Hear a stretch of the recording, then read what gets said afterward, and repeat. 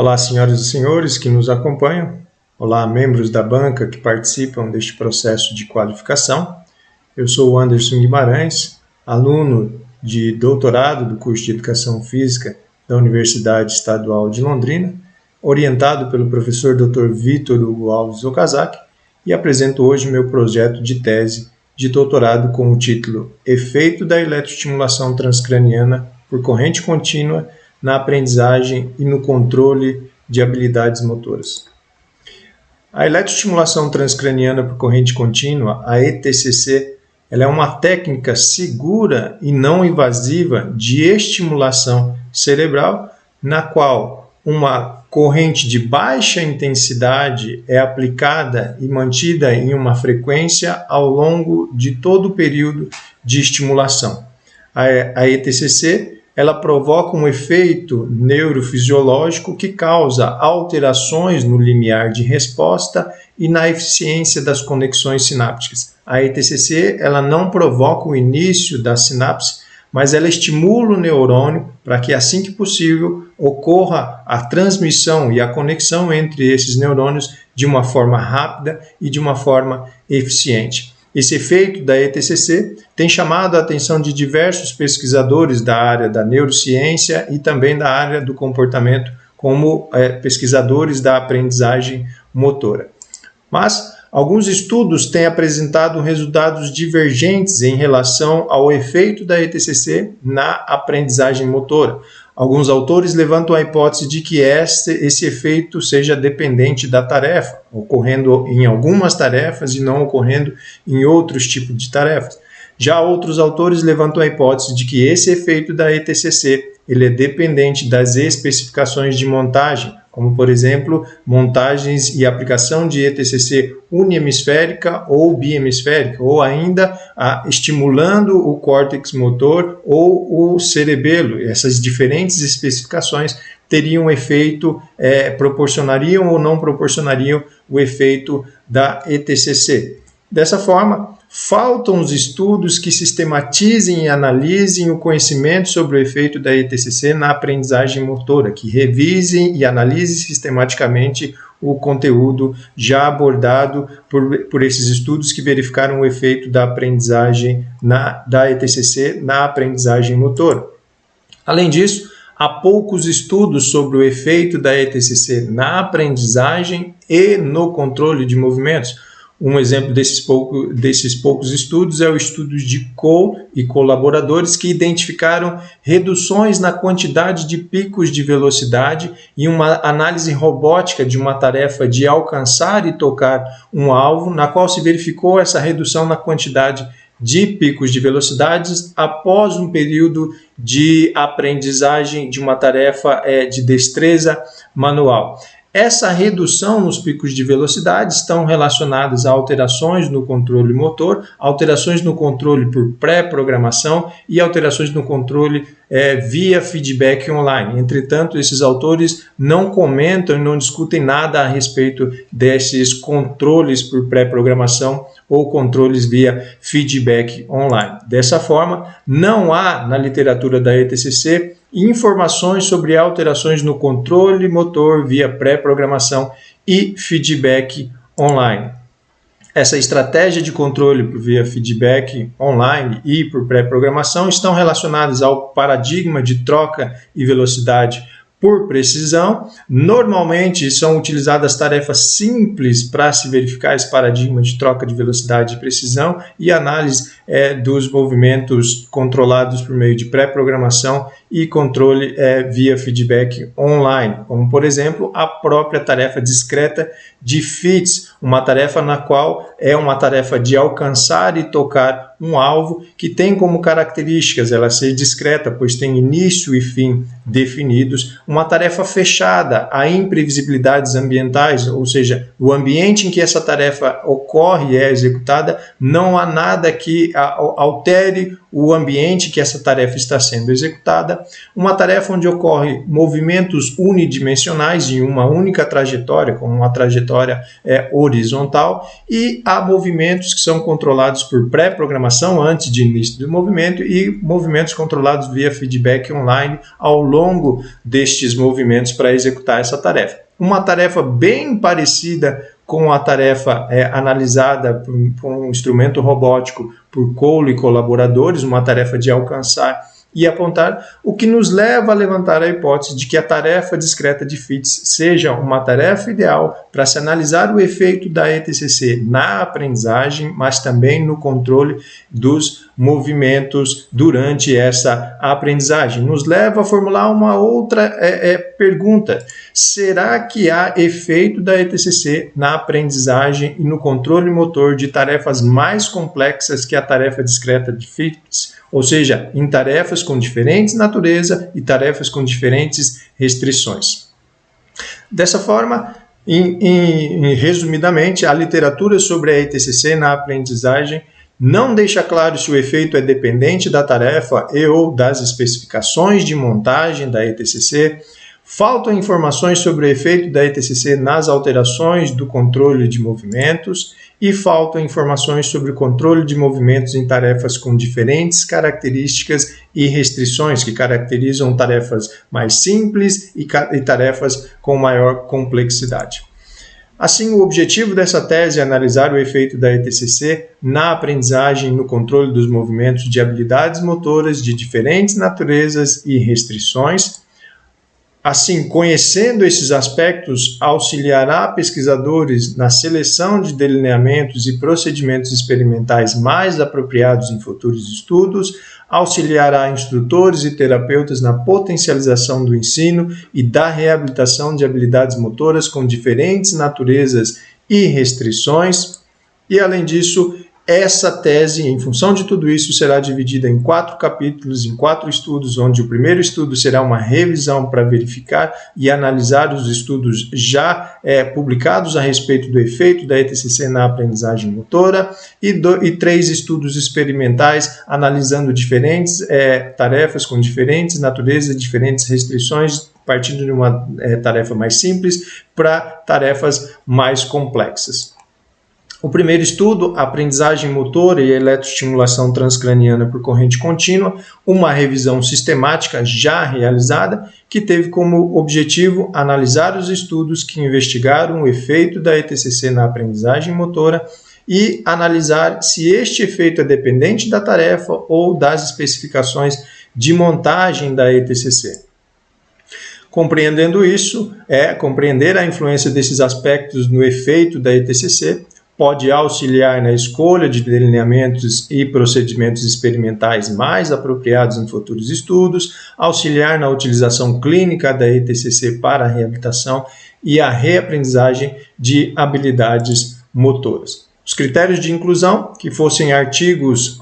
originais, somente artigos originais foram inclusos nesta revisão, que tivessem delineamentos clássicos em aprendizagem motoras, que tivessem um pré-teste antes do período de aquisição, um teste pós-período de aquisição e um teste de retenção ou um teste de transferência. Que tivesse a aplicação singular da ETCC, ou seja, que a ETCC não fosse aplicada em conjunto com outra técnica de eletroestimulação, que houvesse um grupo controle, um grupo chão, um grupo controle, um grupo placebo e ainda que analisassem crianças, jovens, adultos ou idosos sem patologia e que tivessem tarefas com maiores demandas motoras, ou seja, as tarefas com maiores demandas perceptivas não foram inclusas nesta revisão, uma vez que os estudos que analisaram essa tarefa já foram revisados sistematicamente por outros autores.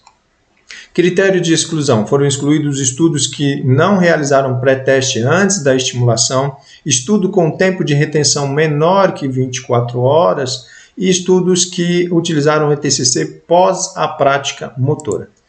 A busca sistematizada foi realizada em agosto de 2019, repetida em janeiro de 2020, nas seguintes bases de dados, utilizando os descritores eletroestimulação transcraniana por corrente contínua ou termos semelhantes à eletroestimulação transcraniana por corrente contínua, somadas com os termos aprendizagem motora ou os termos relacionados à aprendizagem motora. Esses descritores, esses termos, estão relacionados à intervenção e ao resultado dessas intervenções, pensando na estratégia PICO, a estratégia utilizada para formular a pergunta da revisão sistemática, bem como formular a estratégia de busca da revisão sistemática. Essa é a estratégia exemplo utilizada na PubMed, aqui com os termos já em inglês e os termos concatenados e somados uns aos outros. A seleção dos estudos: foram recuperados 1.782 estudos por meio das bases de dados, 2 estudos foram recuperados por meio de outras fontes, 702 estudos foram triados por meio do título e do resumo, a priori por 2 diferentes avaliadores, e um terceiro avaliador foi utilizado para resolver as divergências entre os 2 primeiros avaliadores. Na sequência, 99 estudos foram lidos na íntegra e 20 estudos foram inclusos nesta revisão. Depois foi realizada uma nova busca, refeita a busca, e nenhum estudo foi incluído nessa revisão, permanecendo com os 20 primeiros estudos dessa revisão. A análise do risco de viés foi realizada por meio do manual da Cochrane, que avalia vários aspectos relacionados ao risco de viés, e foi feita por 2 avaliadores de forma independente, e as divergências foram discutidas entre eles para que chegassem a um consenso. Como se pode ver pela figura, o verdinho está relacionado ao baixo risco de viés, o amarelo ao inconclusivo risco de viés e o vermelho ao alto risco de viés, e a figura nos mostra que os estudos ficaram entre baixo risco de viés e um risco inconclusivo do seu viés. Isso devido à falta de detalhes metodológicos importantes que muitas vezes os autores não reportam, não dando a possibilidade de classificar esses estudos com baixo risco de viés ou com alto risco de viés, ou seja, esses estudos podem estar direcionados para um baixo risco de viés ou um alto risco de viés. Por isso, os resultados destes estudos desta revisão devem ser assumidos com cautela. Com relação ao efeito da ETCC na retenção da aprendizagem, foi verificado que em 14 dos 20 estudos desta revisão, o efeito da ETCC na retenção de aprendizagem foi verificado. 12 desses 14 estudos foi analisado, foi aplicado a ETCC anodal no córtex motor. Essa ETCC anodal no córtex motor é quando o eletrodo ativo que vai estimular a região, ela é colocada na região do córtex motor primário. E esse grande número de estudos que estimulam essa estrutura cerebral é explicado pelo fato dessa estrutura cerebral ser parte importante na realização e no controle dos movimentos voluntários, uma vez que o córtex motor participa de uma rede neural ativa que está relacionado e influencia diretamente no controle dos movimentos voluntários, ou seja, estimular essa região do córtex motor primário é potencializar a aprendizagem e potencializar o controle dos movimentos voluntários.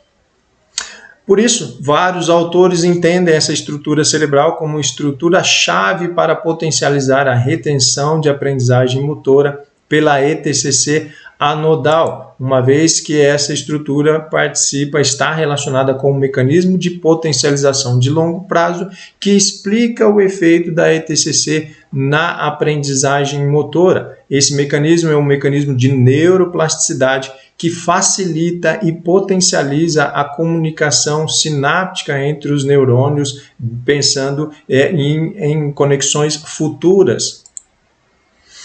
Em relação à interação entre as características da tarefa e das especificações da ETCC, como, por exemplo, tipo de estimulação, momento de estimulação e quantidade de sessões e estimulação, a maioria dos estudos demonstra que há esta interação entre essas características da tarefa e essas especificações da ETCC. Os estudos não apontam para esse efeito da ETCC ser dependente apenas das características da tarefa ou apenas para as especificações de montagem e aplicação da ETCC. Se isso ocorresse, os resultados seriam semelhantes, seriam observados em estudos que analisaram as mesmas tarefas ou que utilizaram as mesmas especificações de montagem da ETCC. E nós verificamos que tem estudos que analisam as mesmas tarefas com as mesmas configurações de montagem e encontram resultados divergentes, demonstrando que há variáveis aí que influenciam e se somam, interagem neste efeito para determinar esse efeito da ETCC, como por exemplo o número de tentativas práticas, uma variável muito importante quando nós pensamos em aprendizagem motora e que possivelmente esses estudos não encontram aprendizagem em função da quantidade de prática ser insuficiente. Mas, voltando a falar a respeito dessa interação entre características da tarefa e especificações, alguns estudos demonstram que há efeito da ETCC bihemisférica e está relacionado a tarefas uni- e bimanuais, enquanto o efeito da ETCC unihemisférica está relacionado a tarefas unimanuais. E essa interação pode ser explicada pela diferença de ativação neural dos hemisférios cerebrais em tarefas uni- e bimanuais, ou seja, quando eu realizo uma tarefa unimanual com a mão direita, há uma maior ativação do hemisfério cerebral esquerdo, né? Há essa maior ativação desse hemisfério contralateral, ao passo que quando eu realizo uma tarefa bimanual com a mão direita e com a mão esquerda ao mesmo tempo, essa maior ativação ocorre nos dois hemisférios. Logo, estimular com a ETC bihemisférica provoca efeito tanto em tarefas unimanuais como tarefas bimanuais, ao passo que estimular com a ETCC unihemisférica provoca efeito apenas em tarefas unimanuais. Com relação ao efeito dependente da tarefa, né, continuando com esse efeito dependente da tarefa e das especificações da ETCC, falando agora a respeito do efeito da ETCC aplicada antes e durante a prática da tarefa, a maioria dos estudos demonstra que quando a ETCC é aplicada durante a prática da tarefa, o efeito da ETCC é verificado na aprendizagem, enquanto boa parte dos estudos que aplicam a ETCC antes da realização da tarefa motora, o efeito da ETCC não é verificado. E isso pode ser explicado pela teoria da plasticidade homeostática, um mecanismo que regula essa ativação sináptica, trazendo essa ativação sináptica a níveis e uma amplitude fisiológica ideal, ou seja, quando se tem dois eventos neuromoduladores, ao invés dessa ativação sináptica aumentar ainda mais, essa ativação sináptica é trazido a níveis fisiológicos ideais, por exemplo, na aprendizagem motora. Quando eu realizo a ETCC antes da prática motora, que é a ETCC, que é esse primeiro evento neuromodulador, essa ativação sináptica vai ser aumentada e, na sequência, quando eu entro com a prática motora, ao invés dessa ativação sináptica continuar a aumentar, essa ativação sináptica ela é reduzida, trazendo a uma amplitude fisiológica ideal, e isso influencia negativamente na retenção da aprendizagem motora. Mas alguns estudos dessa nossa revisão identificaram que sim, há efeito da ETCC quando ela é aplicada antes da tarefa motora. Na verdade, apenas um estudo verificou isso, e a diferença para os demais estudos é que esse estudo analisa uma tarefa podal e não uma tarefa manual, como a maioria dos estudos que encontraram somente quando a ETCC é aplicada durante a prática motora. Esses autores que identificaram o efeito da ETCC aplicada antes da prática motora justificam isso, explicam isso, dizendo que a ETCC aplicada no córtex motor em estado de repouso proporciona a ativação de diferentes circuitos neurais, ou seja, estimulando antes da prática motora, com o córtex motor em repouso, estimularia aí a circuitos neurais relacionados a membros inferiores e não a membros superiores, mas há apenas um estudo que nos traz essa explicação e há necessidade de mais estudos para que essa hipótese possa ser refutada ou ser considerada. Além disso, pensando no efeito da ETCC em sessões múltiplas, onde nós temos 2, 3, 4 sessões de eletroestimulações, a maioria dos estudos que utilizam sessões múltiplas encontram efeito para a ETCC aplicada na aprendizagem motora. E isso está relacionado à síntese proteica no M1, que é o córtex motor primário, após sessões práticas. Então, estimular com a ETCC durante a prática motora irá potencializar essa síntese proteica que ocorre após a prática motora e desencadear aí a formação ao longo dos dias e das sessões de estruturas e conexões corticais relacionadas à retenção da aprendizagem motora. Outra variável importante aqui é a necessidade do sono para a consolidação da retenção. Se eu tenho sessões múltiplas, em intervalo entre elas eu tenho um período de sono entre um dia e outro, e nesse período de sono ocorrem ali aspectos celulares que estão relacionados à consolidação da memorização de aspectos importantes que nós vivenciamos e aprendemos ao longo dos dias. Mas alguns estudos vão mostrar que há efeito da ETCC também em sessões únicas, quando uma única sessão de estimulação ela é realizada, e isso pode ser explicado pelo número mínimo de tentativas práticas para a estabilização do desempenho e assimilação dos aspectos básicos da tarefa. E aqui essa interação entre características da tarefa e especificações da ETCC, uma vez que se eu tenho tarefas mais simples, eu preciso de um número reduzido de tentativas práticas, consequentemente de um número menor de sessões, né? Uma única sessão de estimulação seria suficiente com uma quantidade mínima de tentativas para se alcançar essa estabilização de desempenho e alcançar essa assimilação dos aspectos básicos da tarefa.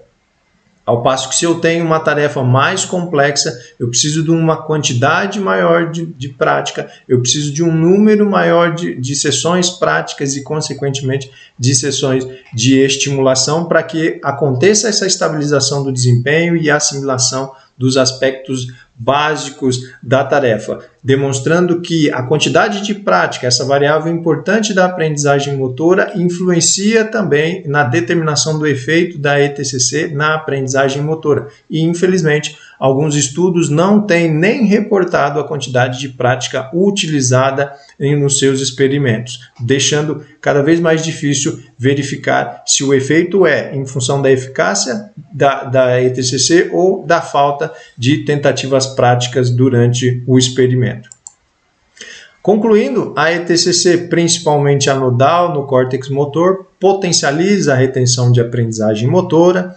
A interação das ETCCs uni e bihemisférica com tarefas uni e bimanuais, respectivamente. A interação entre ETCCs aplicadas durante ou antes da prática motora e as tarefas manuais e podais, respectivamente, mas há necessidade de mais estudos que comprovem essa hipótese. E a interação de quantidades de sessões de ETCC e dificuldade da tarefa, que também está relacionado à quantidade de tentativas práticas necessárias para se alcançar a estabilização de desempenho e a aprendizagem das noções básicas em relação à tarefa. Por isso, sugere-se que futuros estudos promovam a prática até a estabilização de desempenho, uma primeira estabilização de desempenho na curva de desempenho de aprendizagem, e que o número de tentativas práticas utilizado seja sempre reportado pelos estudos que analisam o efeito da ETCC na aprendizagem motora. O estudo 2 tem o título Efeito da eletroestimulação transcraniana por corrente contínua na aprendizagem no controle da tarefa discreta de Fitts simulada em computador. O objetivo é analisar o efeito da ETCC anodal na aprendizagem e no controle dos movimentos de uma tarefa discreta, fechada e com movimentos unidimensionais. Essas são as características da tarefa de Fitts, uma tarefa relativamente simples. E baseada nos estudos de aprendizagem motora e nos estudos que verificaram o efeito da ETCC na aprendizagem motora, espera-se que haja um melhor desempenho e aprendizagem motora devido à ETCC, caracterizado por um menor tempo de execução do movimento, um menor tempo de reação durante a tarefa e um menor erro absoluto durante a realização da tarefa. Espera-se ainda que ocorram alterações no controle de movimento, caracterizado por um aumento da fase de pré-programação, ou seja, que a pessoa aprenda a pré-programar melhor o seu movimento e tenha um aumento dessa fase, e uma redução da fase de controle via feedback, que a pessoa tenha menos erro e que essa fase de correção ao longo do movimento ela seja reduzida. Compreender isso auxiliará instrutores e terapeutas na potencialização do ensino e da reabilitação de tarefas que possuam restrições semelhantes à tarefa discreta de FITS. Participarão desse estudo homens e mulheres de 18 a 30 anos, um N de 28 participantes, determinado a priori por um cálculo no GPower, e serão divididos entre dois grupos, um grupo experimental, que é o grupo que receberá a ETCC, e um grupo controle, que receberá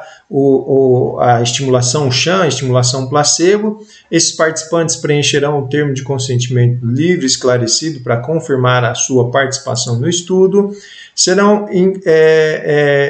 incluídos como participantes destros, pessoas destras, e essa análise de preferência será realizada pelo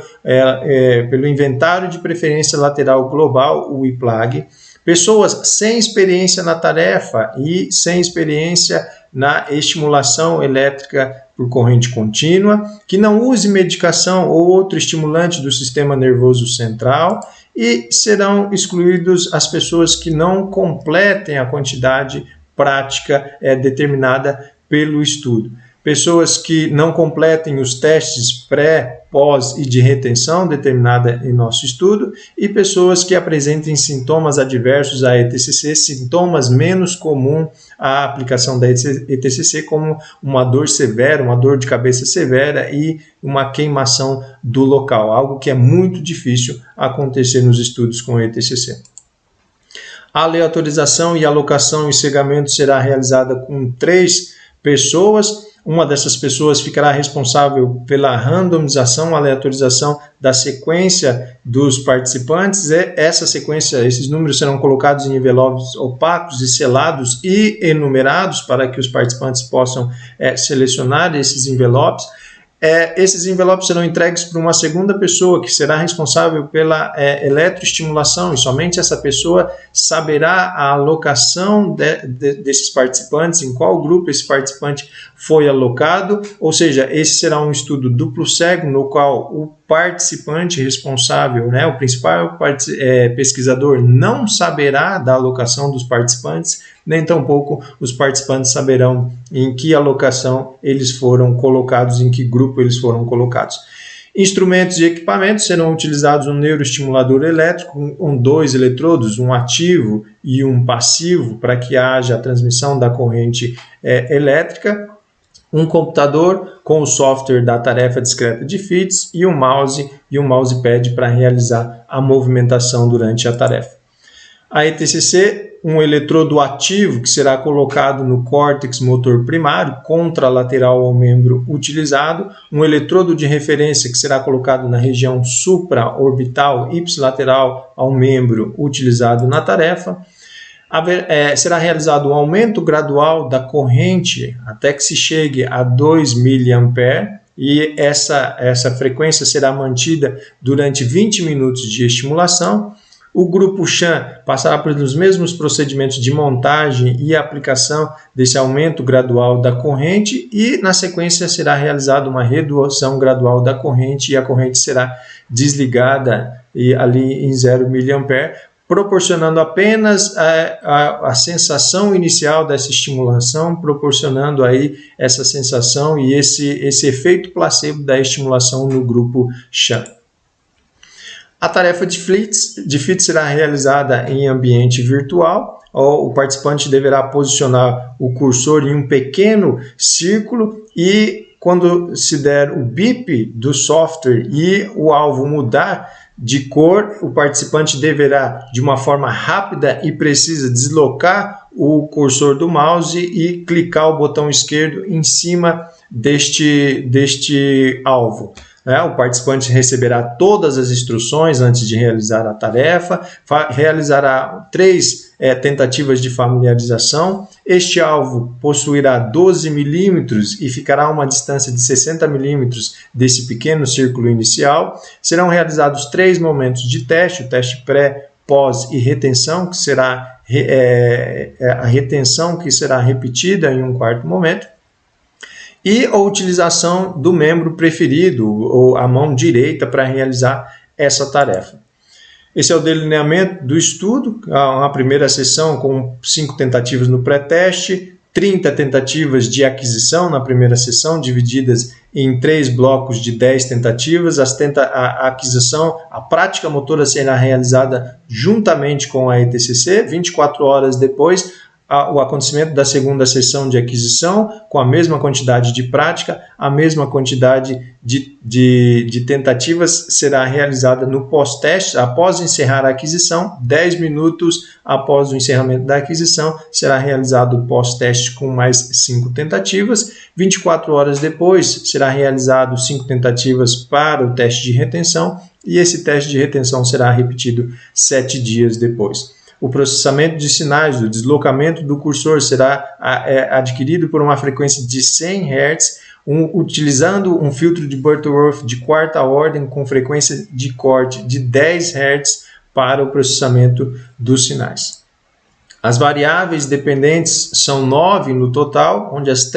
na qual as 3 primeiras estão relacionadas ao desempenho e à aprendizagem durante a tarefa de FITS, e as demais variáveis estão relacionadas ao controle de movimento. O cálculo dos submovimentos será determinado pelo perfil do deslocamento do cursor ao longo do tempo, na qual será derivado a velocidade desse cursor e será identificado os picos de velocidade que serão entendidos como submovimentos. O primeiro pico identificado será caracterizado como o submovimento primário, que está relacionado ao controle por pré-programação, aquilo que a pessoa programa antes de realizar o movimento, e os picos de velocidade subsequentes serão considerados como submovimentos secundários, que estão relacionados ao controle via feedback online, ou seja, as correções que são realizadas ao longo do movimento. E a VI, a variável independente, será o tipo de estimulação. Na estatística, será utilizado o teste de Shapiro-Wilk de Mauch para verificar a normalidade e esfericidade dos dados. Será utilizado o teste ANOVA com medidas repetidas, um pós-hoc de Bonferroni quando necessário, e o teste de Eta-Square será utilizado para verificar o tamanho do efeito. A média e desvio padrão serão utilizados para a estatística descritiva, e a estatística não paramétrica será utilizada somente se necessário. A significância será adotada com um P menor que 0,05. O estudo 3, efeito da eletroestimulação transcraniana por corrente contínua na aprendizagem e no controle da tarefa de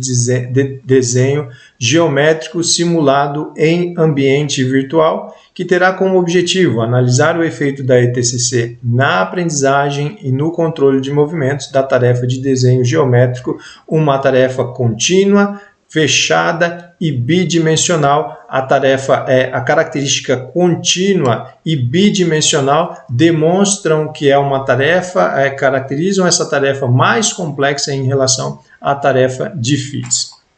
Baseado nos estudos de aprendizagem da ETCC, espera-se que haja um melhor desempenho e aprendizagem motora devido à ETCC, caracterizado por um menor tempo de execução de movimento. Espera-se ainda que ocorra alterações nas estratégias de controle de movimento, caracterizado por um aumento da fase de pré-programação e redução da fase de controle via feedback. Entender esses aspectos auxiliará instrutores e terapeutas na potencialização de ensino e da reabilitação de tarefas com restrições semelhantes à tarefa de desenho geométrico.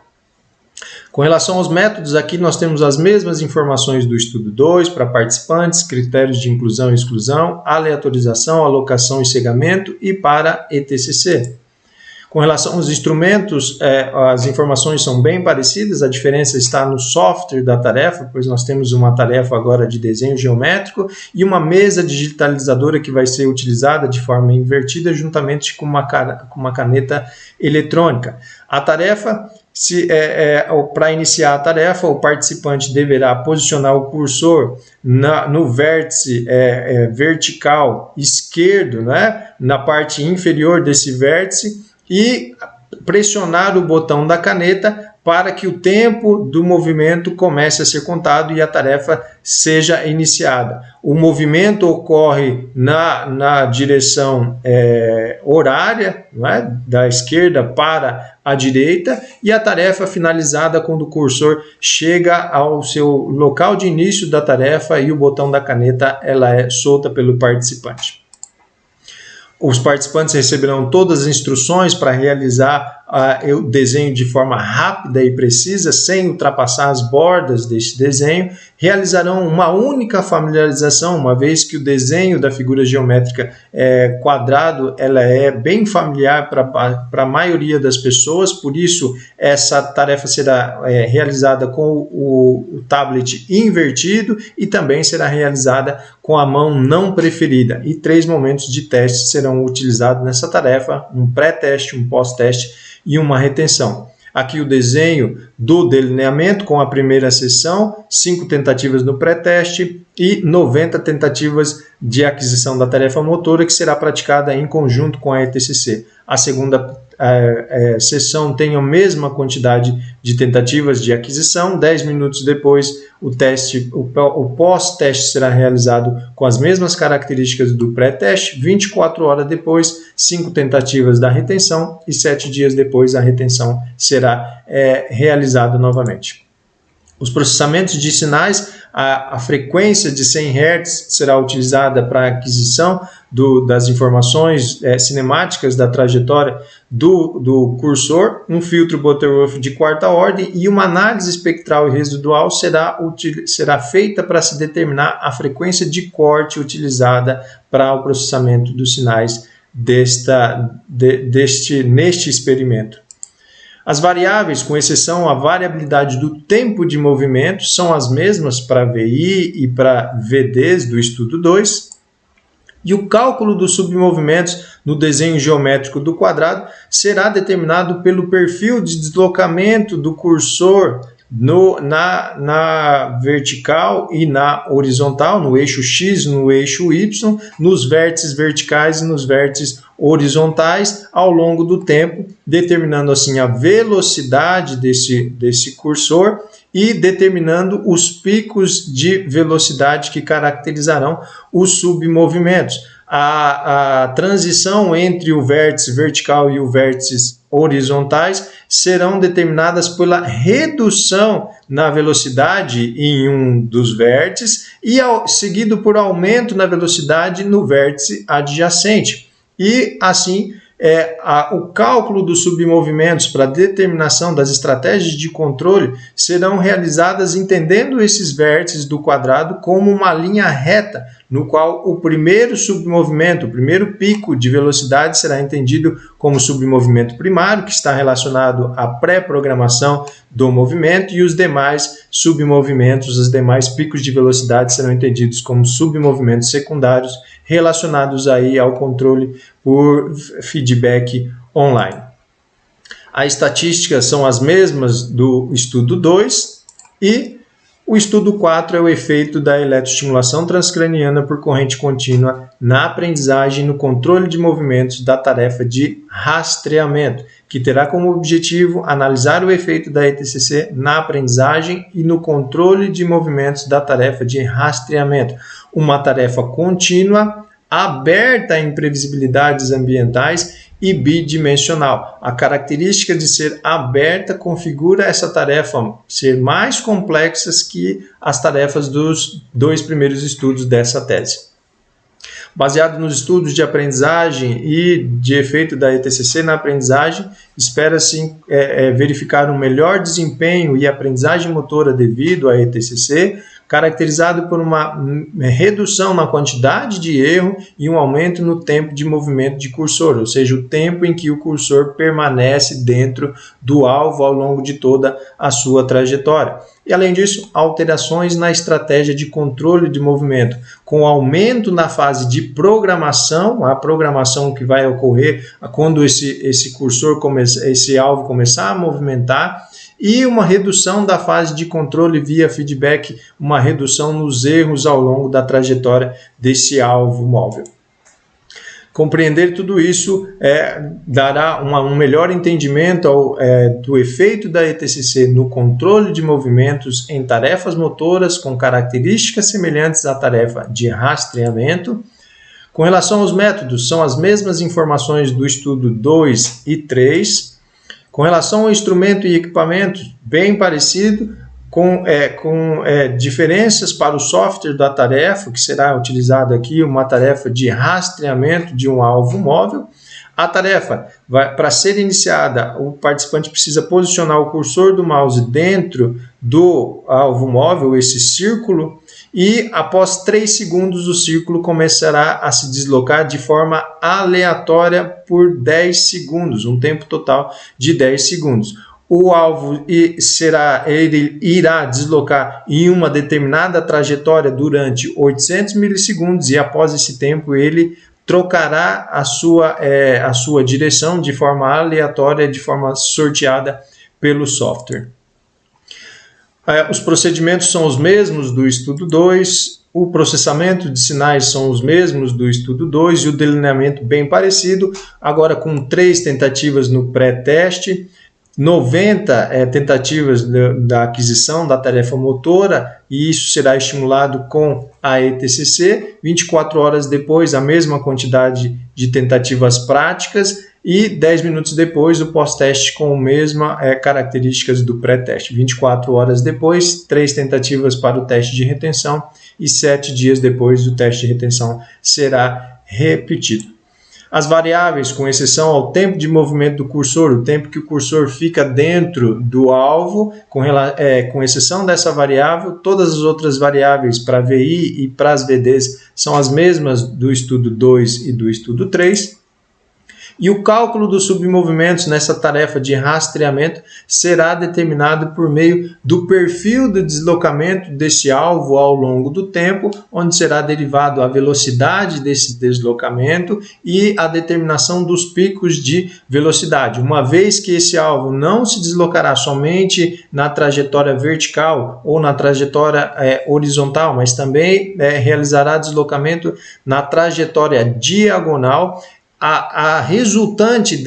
de todo esse deslocamento aleatório do alvo será determinado pelo teorema de Pitágoras, para que se tenha esse deslocamento na diagonal, para que se tenha a velocidade e possa ser determinado os picos de velocidade de forma a entender todo esse deslocamento aqui como uma linha reta, entendendo esse primeiro pico, o submovimento primário, caracterizando essa fase de programação do movimento, e os demais submovimentos com movimentos secundários, caracterizando o controle via feedback online. As estatísticas são as mesmas do estudo 2 e 3, e este é o cronograma deste projeto de tese, que tem o primeiro semestre de 2021, para realizar essa qualificação, dar início às coletas, ao processamento e análise, e a resultados de discussão, pelo menos do segundo estudo. E no segundo semestre de 2021, a continuação de coletas, processamento, resultado de discussão dos demais estudos, ficando aí a defesa para o primeiro semestre de 2022. Obrigado pela atenção dos senhores. Eu encerro assim essa minha apresentação do projeto de tese de doutorado. Obrigado.